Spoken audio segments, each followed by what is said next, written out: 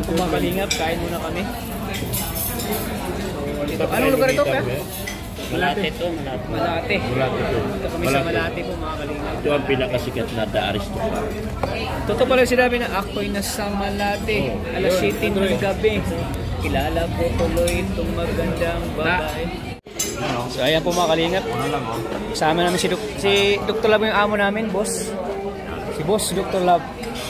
Order na kayo dahil bayaran nito. Akin ang sasakyan, ako pa magkawin. Kinatay nyo na ako Ayan, kasama natin si Dr. Love. Oh, Dr. Love, kumusta na ang ano mo? Kumusta na ang kapatid mo? Dito ko sa Aristocrat. Ha? Ang kapatid ba? Di kapatid mo, tinatanong ko kumusta na ang kapatid mo? Nakakawa pare, sobrang nakakawa. Bakit? Makita ko pare, talagang ang laki ng mga kamay, yung daliri niya, ganyan kalalaki oh. Tapos yung paa. Arthritis daw yung Arthritis. Hindi yung kasama doon sa problema niya. Anong umpisa noon? Sinugon niyo sa public hospital, oh. Tapos lahat ng public, Parañaque Hospital, tinanggihan. Dinala namin sa PGH, tinanggihan. oh. Dinala sa Hospital ng Maynila, tinanggihan. Dinala sa Santa Ana, tinanggihan. May wifi ba sila dito? Oo. Sabi ko, wala na tayo ibang magagawa dyan, kundi private na lang. Private na lang. Pero ako lang nagpapalakas ang loob sa pamangkin ko. Sabi mo sa papa mo, gusto niya pang mabuhay, pasok siya sa private. Oo. Pero hindi ko sinasabi niya. Nangangako ako. Kung sabi ko, tutulong ko. Tutulong. Sabot na makakaya mo. Abot na makakaya ko. At least may wifi kayo dito. Tapos ngayon, habang, yan o, dito mo, habang, nandun yung mga picture na pinakalumang ano. Tapos yun, pinasok namin sa 50-50 na siya. Pinasok namin sa private. 50-50. 50-50 na. 50. Kasi, pagpasok niya, tinurukan agad siya ng mga aparato. Oo. Daming aparato. Tapos, pinabili, kasi ang dugo niya, pagpasok niya, 90/60. 90/60? Uy. Bagsak talaga. Bagsak, oo, bagsak. Kumbaga nga, kung hindi namin naagapan, talagang mamamatay. Mamatay, oo. So, 90/60, dilagyan agad siya ng 7 bag. 7 bag na dugo? 5 muna, 5. 5 bag na dugo? 5. Ano yun? Binawas sa kanyang katawan? Dinagdag. Dinagdag. Para maging normal. Para maging normal. Para ma-operahan siya, ma-endoscopy. Kailangan kasi ma-endoscopy siya. Oo. Yung 5 bag na dinagdag namin, pagkaubos, 90/60 pa rin dugo niya. Grabe, no? Talagang tinatalo. So, dagdag ulit. 7 bag. Oo. Pagkadagdag ng 7 bag, sinuka naman niya. Tapos tinae. Yung bag, yung dugo. Dugo. Sinusuka niya, tinatae. So, walang nangyari. Oo. Ang ginawa ng doktor, ilagay sa ICU. Doon sa ICU. Sa ICU nilagay. Sa ICU pa lang. 40,000 per day. Ay, grabe, no? ICU. 4 na araw. 40,000. 40,000 per day. Wala Per pa day. yung mga heringgilya. Paano lang kung walang pera, no? Kung walang pera talaga, patay. Oo. Uy, pagkat. Player. So, ano, Dok? So, yung kasi, nung nasa ICU na siya, kasi, na siya kailangan na siya, kumbaga sa Bisaya pa, yung, kailangan na, critical na, super critical na siya. So, in-ICU siya, ang nag-alaga mga nurse. Tapos, kailangan kasi ang dugo niya mabalik sa normal, para ma-endoscopy siya, at saka colonoscopy. So, 4 na araw na, hindi pa rin siya nag-normal. 2 araw, hindi pa rin nag-normal. Hanggat sa umabot ng 19 bag. Hanggat sa umabot ng 19 bag. Grabe, no? ang dugo na ilagay sa kanya.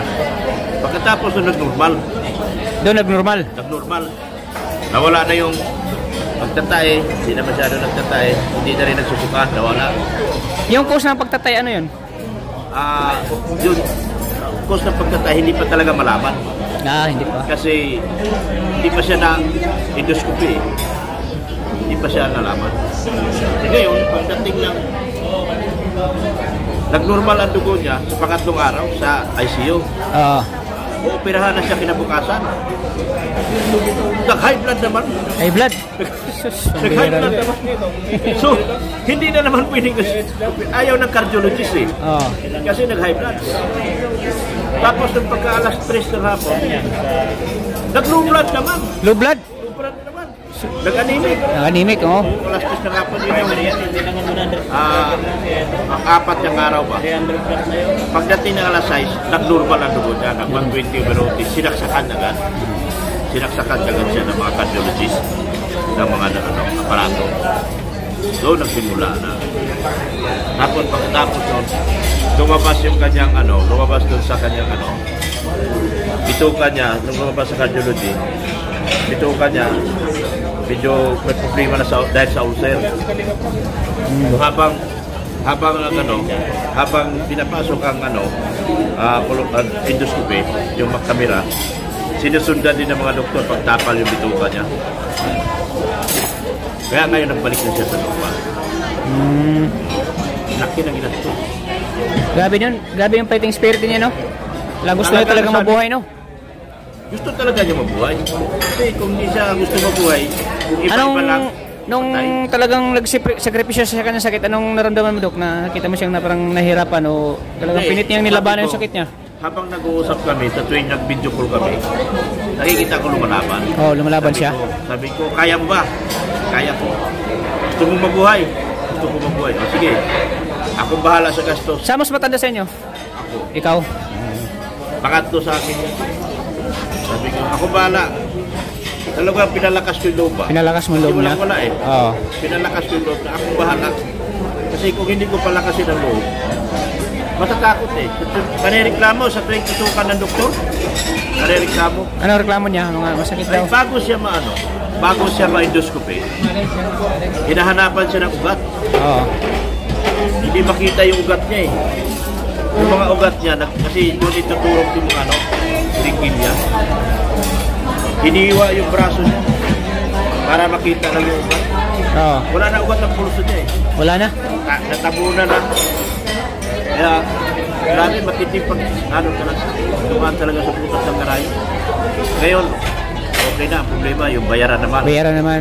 So, nagbigay ako ng another, bali 200,000 na ibigay ko. Ay, grabe. Talagang, Dok, talagang concern ka sa kapatid mo? Kasi pinangako ko naman sa kanya na tutulong ako. Kaya, sabi ko, magkano mang abutin, hanggang kaya ko ibigay ko. Ibigay mo? So, nagbigay ako. Di ka na nagano ng pera mo, basta importante magaling yung mo. Galing yung kapatid mo. Ang pangako ko sa kanya, pagagalingin kita, tutulungan kita, binigay ko talaga. Grabe, kanganga ka, Dok. Bira lang kapatid na ganyan eh. Bira. Na kahit na baka nga makatulong pa yung iba, mga 5,000 lang. 5,000. Binip ako kay Mrs. Love. Kasi hindi talaga, wala ko nakita sa mukha niya na umangal siya. Yung kawala akong pera. Heavier ko nakita sa Mrs. Love na umangal. Talagang nagsuporta sa'yo? Nagsuporta talaga. Doon ako hanga. Hanga ako kay Mrs. Kasi kadugo mo yun eh. Tapos pag isipin ni ate na kadugo mo eh. Kasi pag kadugo talaga, talagang nagtutulungan. Sa iba yan, hindi yan papayag. Asawa, kasi pera yan eh. Angal, pera yan eh. Pero si Mrs. Love hindi. Kasi buhay na yun eh. Kasi naawa din si Mrs. Love, si ate, naawa sa kapatid mo. Kasi kanina, dalaw ko, nagbigay ako ng pang 200,000 yung 100,000 binigay ko kanina. Tapos sinalapas na sila ng doktor. Ang billing ngayon mabot ng 437. Grabe, 437,000. Grabe, laki no? Naibigay ko 200. Tapos yung kapatid ko babae na manggagamot, 100,000. Butit may mga kapatid ka rin na may kaya, may pera din. Oo. Magagamot. Meron akong kapatid na magagamot. Kasi pag puro kayo walang-wala, talagang delikado yung kapatid mo. 300,000 sa amin dalawa pa lang. Oo. So, yung natira 137. Yung sabi ko, kayo na magbuno yan. Bunuin nyo na. Yun na lang hingi ko din yung tulong. Sabi ng mga asawa, kaya na raw nila. Sabi ko, Boneless barbecue. Sila magbuno. boneless.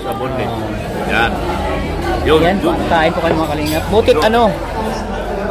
Butit naging vlogger ka, Oo. Dr. Lab. Oo. Hindi ako naging vlogger. Kaya nakipasasalamat ko kay... Kasi kung hindi ka Kuya naging Balta. vlogger, wala kang maibigay sa kapatid mo eh. Kung hindi ako naging vlogger, wala akong may tulong eh. Wala kang may tulong sa kapatid mo. Kaya malaking tulong talaga na... Masalamat talaga ako ng malaki kay Kuya Bal, kay Ate Edna, kay Kalinga Prab, kay Ate Jack, kay Ma'am Jack. Dahil kung hindi nila ako tinanggap dito sa Kalinga, hindi ko magampanan lahat yung mga problema ko ngayon na sa kapatid ko. Kaya nagpapasalamat ko ng marami na tinanggap ako ng Kalinga. Sila nila. Utang na, parang utang na loob ko na ngayon, buhay ng kapatid ko sa kanila. Dahil kung wala sila, hindi ko kaya mabigay ng 200,000. Balo yung kapatid mo, tagang close kayo yan? Close kayo ng kapatid mo? Yun ang mga rin, boss. Yun ang lumalaban niya sa akin yan. Hinahabol ka ako ng isang yan. Lumalaban niya, pero lahat yun, kalimutan mo. Dahil pagdating sa pangailangan talaga bilang kuya ka, kaya ako tumatakbo dahil ayaw ko silang saktan. Kaya ko masaktan, pero kung sinasaktan niya, gusto ko ipakita sila na hindi ako masamang influencer na magiging kuya sa kanila. Oo. Inabot ko yan.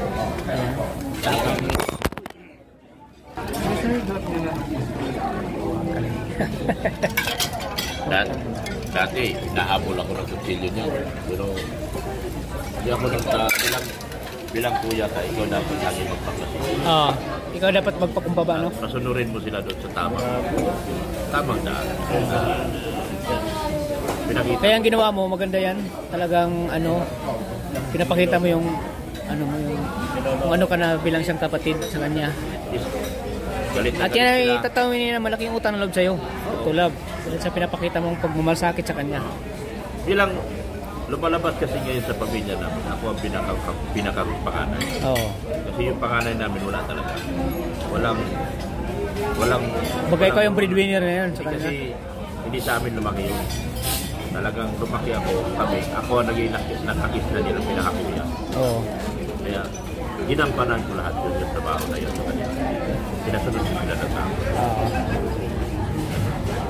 So ayan, Dr. Lab, maraming salamat. Nandiyan ka para anuhin yung pangailangan ng ng kapatid mo, lalo sa hospital, sa mga billings. Butit andyan ka, butit naging vlogger ka. Talagang nagpasalamat talaga ako ng marami. Napunta ako sa Kalingap. Sa Kalingap. Wala ako sa Kalingap, hindi ko magampanan ng lahat.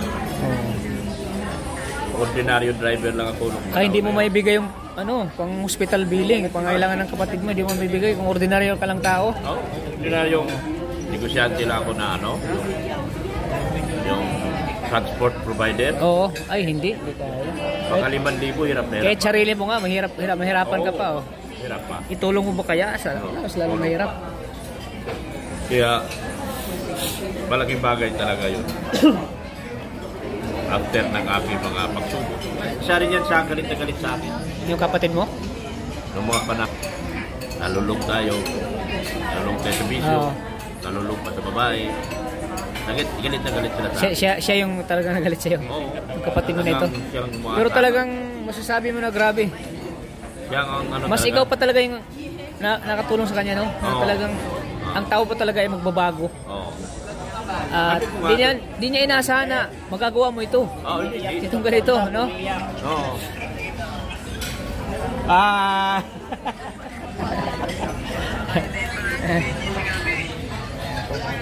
Pero kami, mag-agogo kami, agogo. Shoutout kaya! Bukas na lang, kita-kits bukas! Kita-kits! Bukas! Ayan, salamat Kuya Ricky. Salamat sa Wala ka naman. at ibahagi mo yung nangyari sa Umiiyak si kapatid mo. Kuya Ricky dahil sa kapatid niya. At sana Kuya Ricky, 400 binayaran ko ngayon, 400. tapos sa pasido.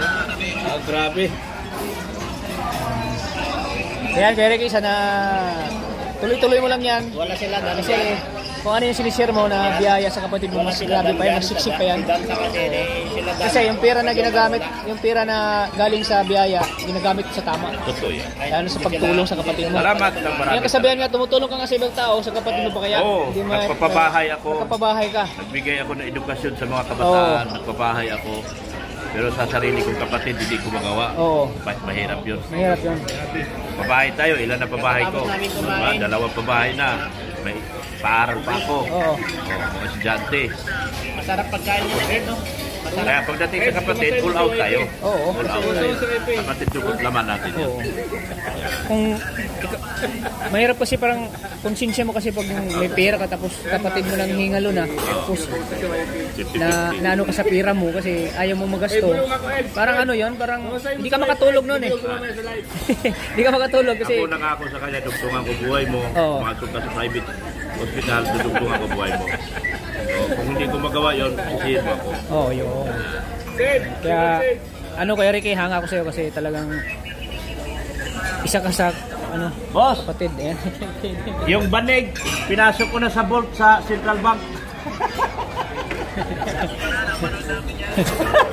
So ayan po ayan, mga kalingap, at ating napanayam si Kuya Dr. Lab. Ayan, sana po bigyan ka pa Lord ni siksik at maraming liglig pa na biyaya para mas marami ka pa matulungan. Hindi lang sa kapatid mo kundi sa ibang tao na kailangan tulong. Ayan. Tama yan. Katapos na kumain, no? Busog na si J-Lo. Sarap pala ng pagkain dito, no? Kuya Sarap Ricky. dito. Famous to eh. Famous pala ito. Kaya ang daming kumakain dito, ano? Grabe. Daming kumakain. Kumakain nila. So ayan po mga Kalingap. Ititin niyo po sa Team Kalingap. Bukas po ay birthday ni Kalingap Prab. Ayan, batiin natin si Kalingap Prab ng happy birthday.